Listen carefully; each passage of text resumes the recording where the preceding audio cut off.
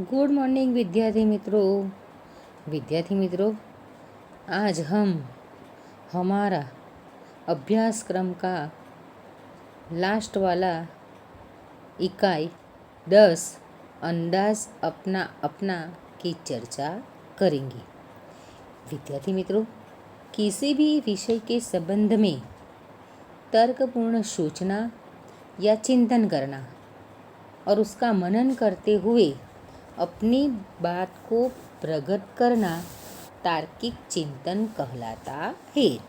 कि विद्यार्थी मित्रों, हम किसी भी बात को के संबंध को विविध्यपूर्ण सोचते हैं, उसका चिंतन करते हैं और मनन करते हैं और उसका तर्क निकालने का प्रयत्न करते हैं, उससे तार्किक चिंतन कहते हैं। तार्किक चिंतन वैज्ञानिक अभिगम पर आधारित व्यक्ति की सोच विचार करने की मानसिक प्रक्रिया है। कि तार्किक चिंतन क्या है? तो वैज्ञानिक अभिगम पर आधारित व्यक्ति की सोच विचार करने की मानसिक प्रक्रिया कि मनुष्य कितना सोच विचार कर सकता है अपनी मानसिकता के आधार पर, वह उसकी मानसिक प्रक्रिया है। इस मुक्त चिंतन में व्यक्ति अपने जीवन के अनुभव, मान्यताएं और दृष्टिकोण का उपयोग जानकारी का पृथक्करण करने के लिए करता है। तो वह क्या करता है अपने चिंतन में? तो अपने जीवन के अनुभव को, मान्यताएं और दृष्टिकोण का उपयोग जानकारी का पृथक्करण करने के लिए करता है और जानकारी की सत्यता तक पहुंचकर निर्णय करता है। कि जो वह विचार करता है, तर्क करता है, वह सत्य तक पहुँचे, वही तक का वह निर्णय करता है, कि अपना निर्णय लेता है। प्रस्तुत इकाई में तार्किक चिंतन के बहुआयामी सोच का विकास विस्तार हो। कि यह इकाई में भी हमें क्या दिए गए हैं?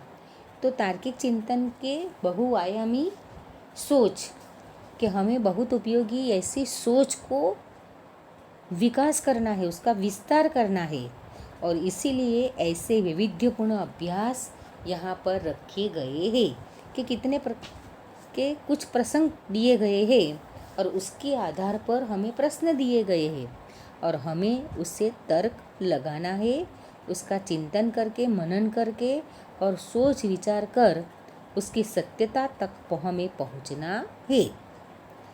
अब विद्यार्थी मित्रों देखिए, हमारे इकाई 10 में है अंदाज अपना अपना और उसी में हमारा पहला तर्क वाला जो प्रसंग दिया गया है वह है दिमागी दौड़। कि क्या कहा गया है?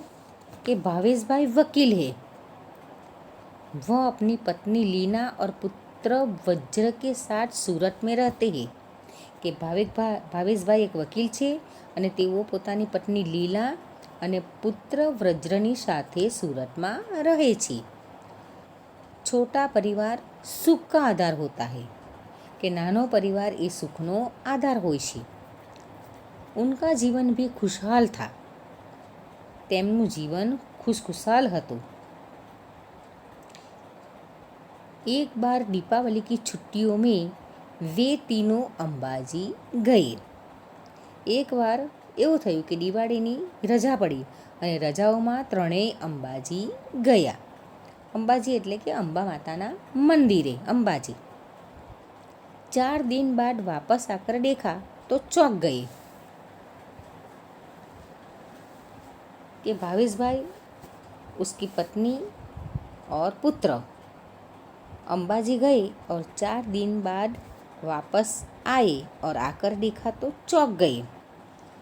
कि તેમણે જોયું કે 4 દિવસ પછી પાછા આવીને જોયું તો ચમકી ગયા।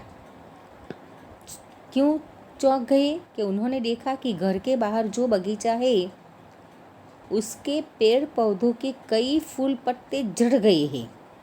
કે શું ગયું? પહેલી વાત શું બની ગઈ? કે તેમણે જોયું કે ઘરની બહાર જે બાગ બગીચો છે તેના વૃક્ષ અને છોડવાઓના કેટલાક ફૂલ પાંદડા ખરી પડ્યા છે। કે એના ફૂલ અને પાન જે હતા તે બધા ખરી ગયા છે। घर के अंदर जाकर देखा तो पूरा कमरा धूल से खराब हो गया था। અને ઘરમાં અંદર જઈને જોયું તો શું થયું કે આખો ઓરડો ધૂળથી ખરાબ થઈ ગયો હતો। दीवार पर की लीना और वज्र की तस्वीरें भी नीचे गिर गई और टूट गई थी।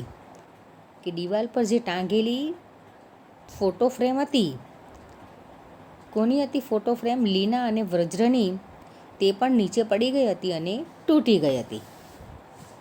नन्हे मुन्हे बच्चों, ऐसा क्यों हुआ होगा? वे समझ नहीं पाए। आप बड़े अक्लमंद हैं, आप भी उन्हें बताए। કે નાના બાળકો, આમ શા માટે થયું હશે? તેઓ સમજી શક્યા નહીં। તમે તો ખૂબ બુદ્ધિશાળી છો, તમે જ તેમને કહો।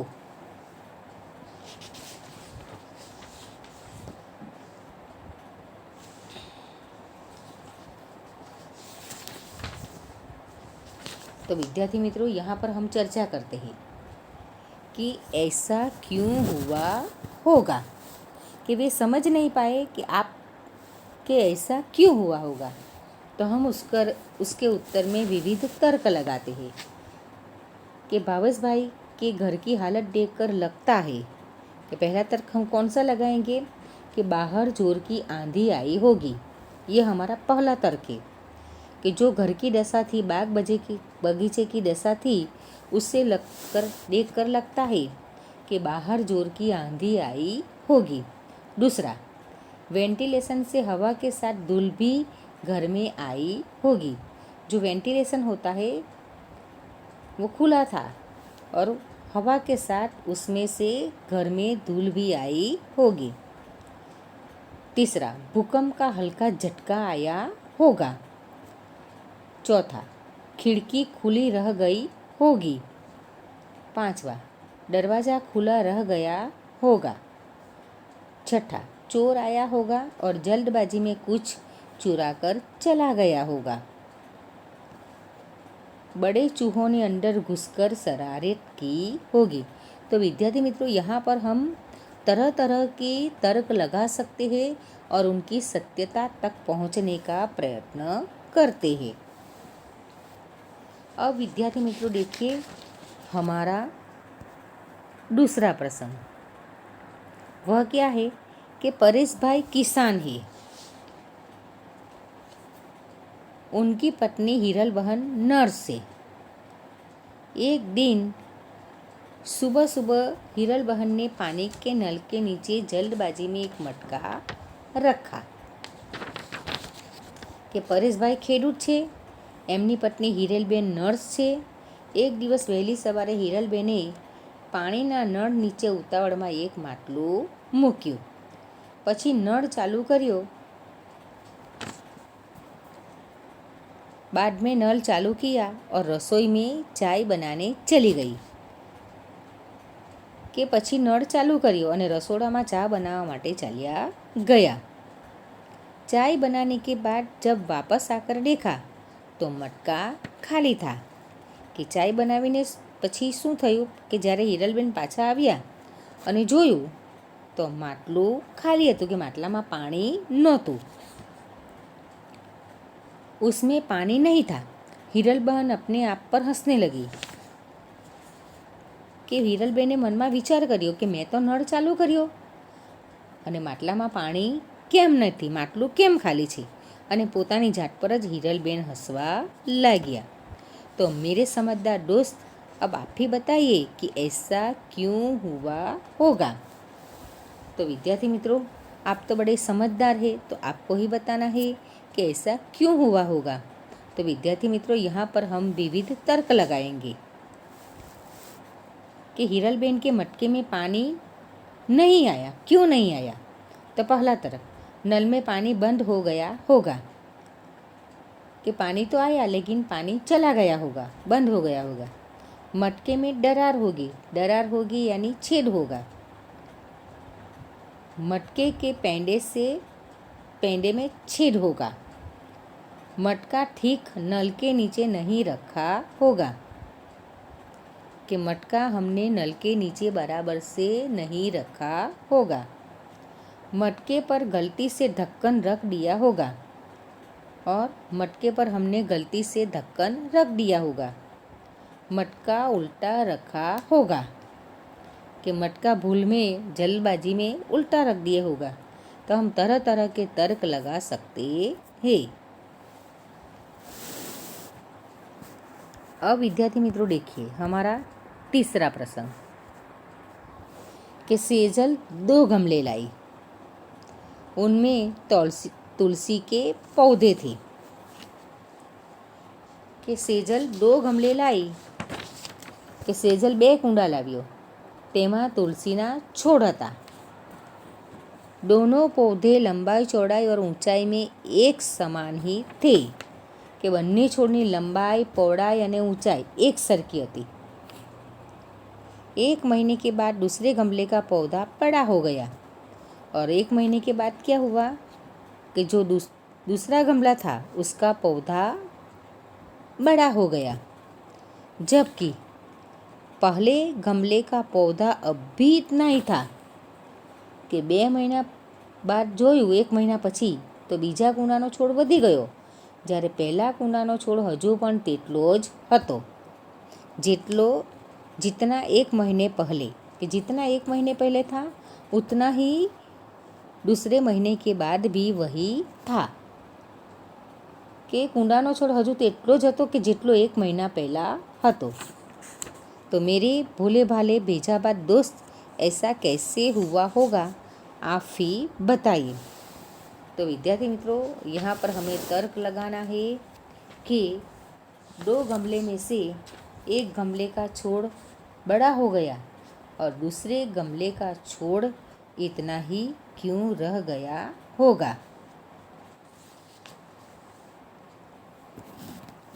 तो हम तर्क लगाते हैं कि सेजल के पहले गमले का पौधा नहीं बढ़ा, क्यों नहीं बढ़ा। तो पहला तर्क, वह गमले का पौधा प्लास्टिक या नकली होगा कि जो गमला था उसका पौधा नकली होगा या प्लास्टिक का होगा। उसमें पानी की कमी रही होगी कि उसमें पानी नहीं डाला होगा और पानी डाला तो कम डाला होगा। तीसरा, उसे ज़रूरी हवा और प्रकाश नहीं मिले होंगे कि जो दूसरे गमले को हवा और प्रकाश मिला वो पहले गमले को नहीं मिला होगा। किसी ने पौधे को काट दिया होगा कि किसी ने पौधे को काट दिया होगा। पौधे के गमले से मिट्टी निकाल दी गई होगी कि पौधे के गमले में जो मिट्टी थी वो निकाल दी गई होगी। गमले में उचित खाद नहीं डाली होगी कि गमले में जो खाद डालनी थी वह ठीक से नहीं डाली होगी। तो विद्यार्थी मित्रों हम तरह तरह की यहाँ पर अपनी तर्क वितर्क लगा सकते हैं।